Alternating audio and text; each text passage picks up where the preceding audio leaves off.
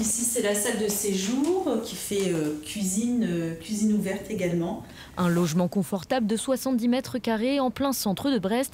Une occasion inespérée pour cette locataire lorsqu'elle y a emménagé il y a 2 ans. Il y a 2 ans et demi, j'ai voulu me séparer de mon mari, mais étant propriétaire en indivision avec lui, je ne pouvais pas bénéficier d'un logement social. Et avec seulement 1 000 € de revenus mensuels, impossible pour Magali de se loger dans le parc privé avec ses 2 filles. C'est l'association Habitat et Humanisme qui va lui venir en aide. En fait, mon loyer, je ne le paye pas directement au propriétaire. C'est l'association Habitat et Humanisme qui est le locataire et moi, je suis sous-locataire. Donc, quand j'ai ma quittance à payer, du coup, c'est Habitat et Humanisme qui m'envoie la facture chaque mois. Une solution qui lui permet de reprendre pied le temps que le divorce soit prononcé et d'entamer une reconversion dans la fonction publique.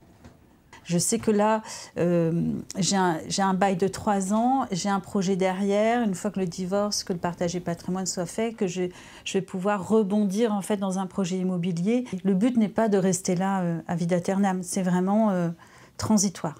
Comme Magali, une 50aine de foyers sont suivis par l'association qui dispose de 35 logements dans l'agglomération brestoise. Bonjour Annie.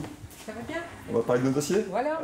Le dispositif a séduit cette propriétaire. Annie a confié à l'association la maison de ses parents décédés contre un loyer modéré. Le sacrifice en termes de loyer est d'environ 50% du tarif que l'on peut espérer dans un cadre de location normale. Mais ce sacrifice est partiellement compensé par des avantages fiscaux dont on bénéficie, mais a posteriori. C'est nous qui portons le risque locatif vis-à-vis de l'occupant, qui gérons les problèmes d'impayés, de vacances, de dégradation, etc.